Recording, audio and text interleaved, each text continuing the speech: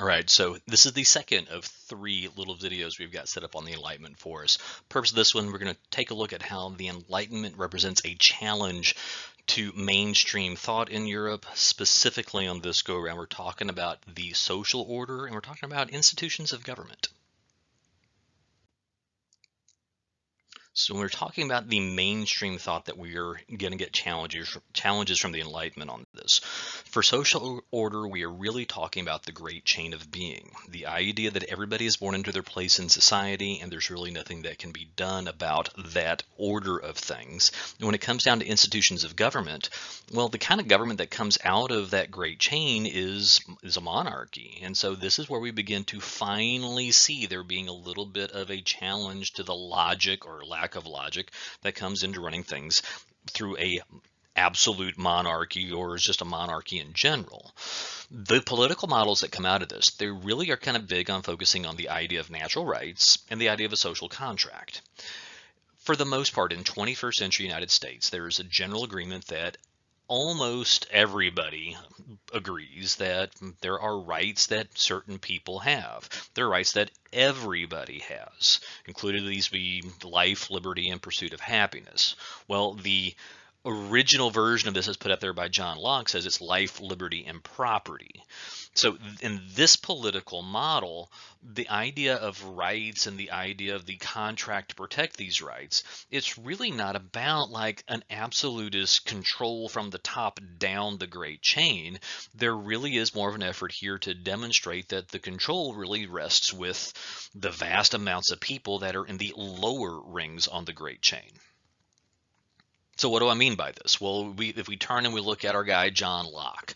John Locke was in England during the Glorious Revolution. And John Locke, after the Glorious Revolution, writes his two treatises on government, where he argues that society is composed of individuals that are driven by self-interest. So whenever I see like this phrase, the thought that comes to my mind when I see self-interest is like he's basically saying that everybody is greedy, that we are greedy people and we want to have things. Whether the things are like in terms of the rights, well, we all want to be able to live, and we all want to have our freedoms, and we all want to have our property. So this is like where life, liberty, property all kind of comes into play all together. I have these rights, you have these rights.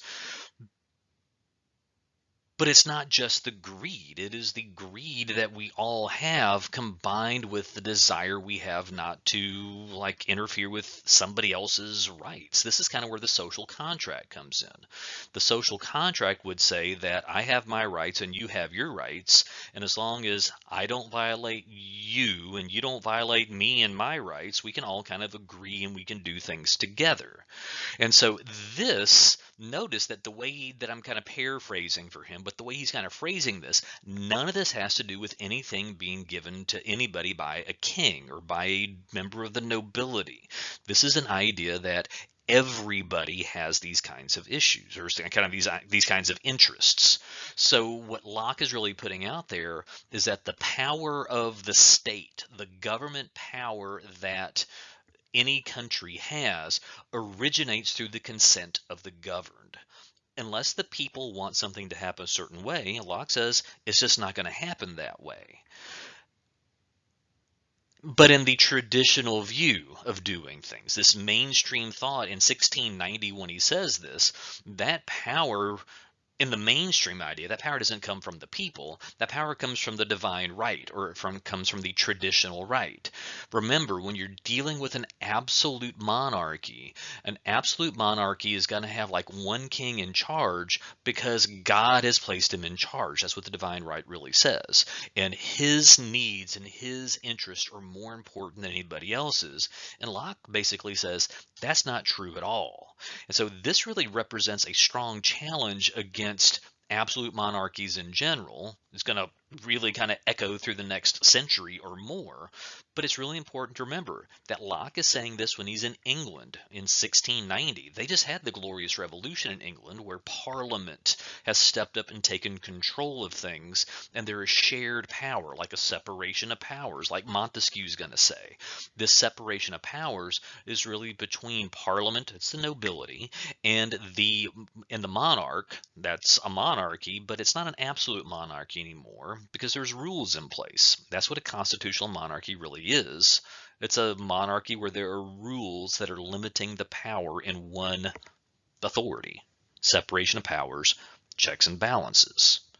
You jump ahead a couple of generations. You go almost 75 years into the future, and you get Frenchman Jean-Jacques Rousseau, who takes Locke's ideas and he kind of expands on them. And so he says, yes, the idea of natural rights are there. And these self-interested individuals and the consent of the governed, Rousseau basically terms that to be the general will. Or to put another way, the will of the people. The will of the people, if we all can agree that we are going to protect each other's rights, the will of the people is supreme. And Rousseau says that there's really nothing that can be done to prevent the will of the people from happening. He kind of stops short of calling for a revolution, although there's going to be a revolution in France in about 20 years. So 30 years, but he is kind of pointing things out, and their words as it goes through this are really going to kind of resonate with people for generations to come, because even though they might be talking about limited groups of people actually having these rights, well, it's written in such a way that it could be interpreted where everybody has these rights. But don't make a mistake here. Locke is really thinking in terms of like the nobility and the powers that the nobles could have compared to a monarch. And Rousseau is a little bit more egalitarian, a little bit more equally minded in all this, but he's got his limitations too. Because Rousseau would argue that all of this doesn't include women really at all, that women don't really have a role to speak of in political life. He argued that the role of women, historically speaking, has got to do with their role within the household, their role within the family, and kind of being the moral caretakers of families. Madame du Châtelet, who has shown up in our reading, and we'll see a little bit from her in class, she would argue with Rousseau and basically say that women don't participate in these types of social discussions because they've never been allowed to, that they've never really been given the educational opportunity to allow them to.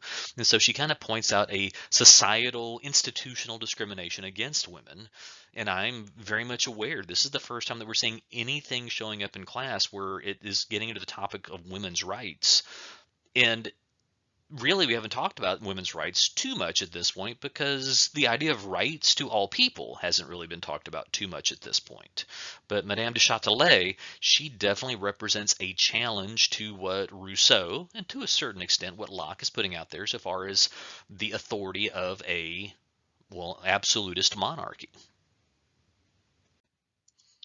Still looking at the social order and the institutions of government. If we turn things over to an economic theory, we are looking at a new economic theory coming in that is going to challenge the idea of mercantilism. So mercantilism, or mercantilism, if you want it that way, this is the idea that your job when you go into business is to make money for the mother country. As you make money for the mother country, that should be driving everything that is going on in your money-making decisions. And if that means you are in the colonies, or if that means you are in the mother country itself, the idea with mercantilism isn't that you're making money for yourself. Adam Smith shows up in 1776 and writes a book out called The Wealth of Nations, where he is going to argue that mercantilist theory is just completely wrong, that in fact people do not make business decisions in order to make money for the mother country. People make business decisions because they want to make money for themselves. If you were to go into business, I would assume that the purpose of your business is for you to make money for yourself out of that business. And Adam Smith actually says this is the sign of a true wealth of nations, is letting people do this. He says that you need to have a system in place that is going to espouse, it's going to promote free trade and a free market, that you do not want the government making decisions in your business dealings. The strongest governments and the strongest countries are going to allow individual people to make individual economic decisions by themselves without there being hands-on control from the government. And he says if you let people do this, if everybody follows their own interests and their own greed along these capitalist lines, as long as you don't violate anybody else's economic economic rights, he says that the entire wealth of the nation is going to improve because he says people are smart and people will make good decisions. And this is like the foundation of the modern capitalist economy that most of the Western world follows these days. Definitely some adjustments and changes that are going to come into this as we push ahead into units 5 and 6 and beyond. But this is kind of like the founding father of this type of economic idea. It is worth pointing out that this is still an institution of government. Mercantilism is the economic version of an absolute monarchy. And an absolute monarchy is the system of government that's really drawn out of the great chain of being, which is the social order. And the Enlightenment thought process through all of this is really designed to represent a strong challenge to all of this general structure of doing things because it just doesn't make that much logical sense to do it any other way.